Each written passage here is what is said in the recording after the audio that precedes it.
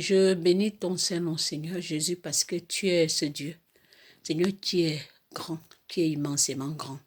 Seigneur, nul ne peut se comparer à toi. Seigneur, nul ne peut être comme toi.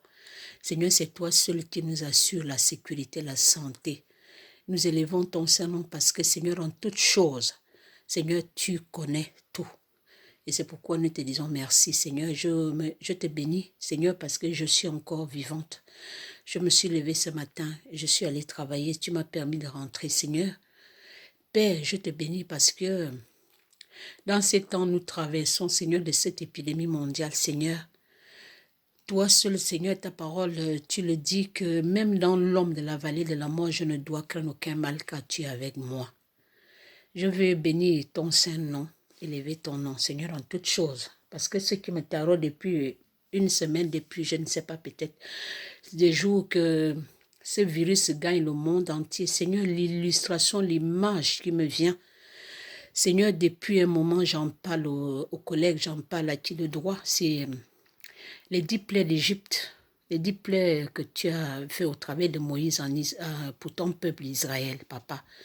Je pense que le coronavirus, que Seigneur, c'est le temps où ceux qui ne te connaissent pas doivent quand même se remettre en question. Au travers de cela, quand je vois l'étendue des villes, des endroits, Seigneur, on voyait grouiller de monde depuis 5 heures, depuis même 4 heures. On ne voit plus un chat, Seigneur. Quand on sort travailler, nous les soignants, on ne voit plus personne, mais Père, on se dit, qu'en serait-il de ton avènement? Qu'en serait-il de la fin des temps?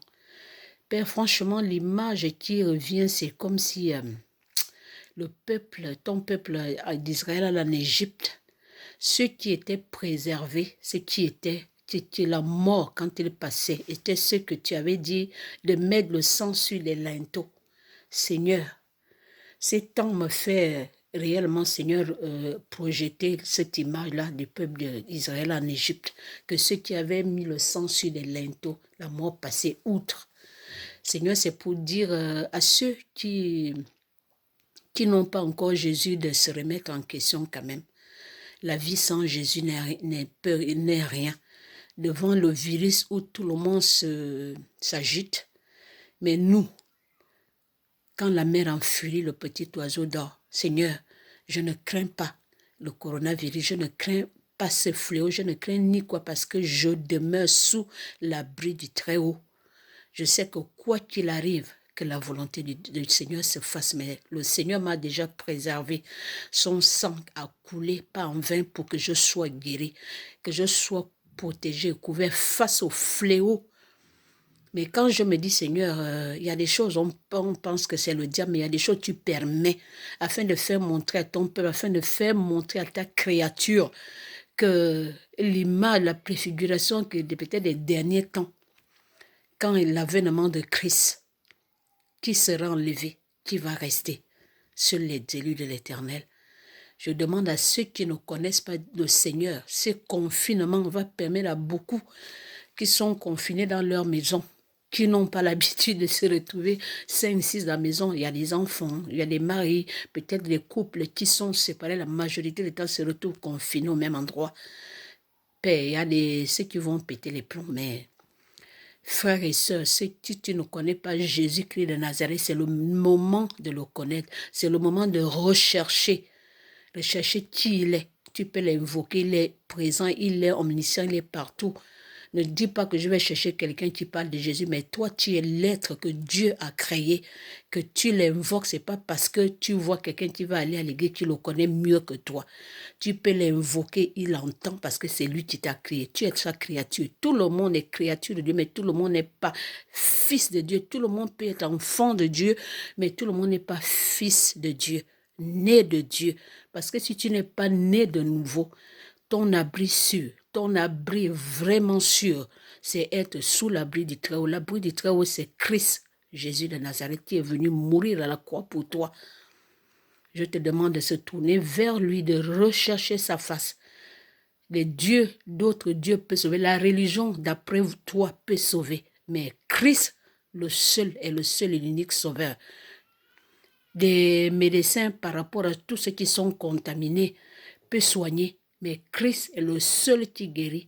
C'est pourquoi je viens te parler, toi qui ne le connais pas, ou bien toi qui atteins, je ne sais pas, peut-être tu vas te dire, comment je vais arriver, mais il y a un seul qui guérit, il y a un seul qui te tend la main, c'est Jésus-Christ de Nazareth qui est venu mourir à la croix pour que tu sois sauvé, pour que tu sois libéré, pour que tu sois transformé, pour que si tu viens à lui, il soit ta sécurité et ton abri sûr. Tourne-toi vers ton Créateur. Tourne-toi vers celui qui t'a créé et c'est lui qui peut tout en ces temps de crise. Il n'a pas besoin, il ne veut même pas que tu vives dans une peur permanente parce que la peur est l'arme redoutable que le diable utilise pour faire douter de Dieu. Mais regarde à Jésus. Quelles que soient les situations que le coronavirus opère dans ton cœur, dans ta vie, dans tes pensées, quelle que soit la peur, si tu tournes ton regard vers lui, l'Éternel des armées, vers Christ qui est mort à la croix pour toi, tu seras sauvé, tu seras préservé, parce que sa parole dit que celui qui demeure sous l'abri de repose à l'homme du Tout-Puissant. Moi, je me repose à l'homme du Tout-Puissant parce qu'un jour, je l'ai accepté comme Seigneur et Sauveur. Et je n'ai peur de rien parce que je sais que l'arme redoutable que le diable utilise, c'est la peur et le doute. Tu as peur du coronavirus. Est-ce que toi, tu doutes que Christ est Sauveur? Qu'est-ce que tu vas faire, toi, l'être humain, toi, créé à l'image de Dieu? Je n'ai qu'un conseil à te dire. Cherche ce Dieu. Tourne le regard vers lui, parce qu'il dit que celui qui tourne vers lui, le regard, ils sont rayonnants de joie. Coronavirus existe, je le sais, mais mon Dieu est vivant. Il est avec moi, il me protège. C'est pourquoi je viens t'interpeller, toi, du fond de ton lit, du fond de ta maison. Peut-être ceux qui sont en famille, ceux qui vivent seuls, retranchés, qui n'ont pas de solution. Mais Jésus est la solution. C'est maintenant le moment, si tu ne l'as pas connu, de le connaître, de le rechercher. Personnellement, c'est une expérience personnelle. Tu peux lui parler comme tu parlais à moi, tu parlais à ton voisin, tu parlais à ton parent, tu parlais à ton ami, à ton mari, à ton époux. Il entend. Il entend et il répond. Si tu le cherches de tout ton cœur, sans doute, sans réellement douter dans ton cœur, il répond à ceux qui le recherchent de tout son cœur. C'est ce que je veux te dire ce soir. Je t'encourage dans ces temps de ne pas craindre, de ne pas avoir peur, mais de rechercher ce Dieu-là, ce Créateur qui te tend la main, qui est capable de te protéger, qui est capable de te préserver, quel que soit le fléau. Le fléau, c'est le coronavirus. Les 10 plaies, il a protégé son peuple d'Israël en Égypte.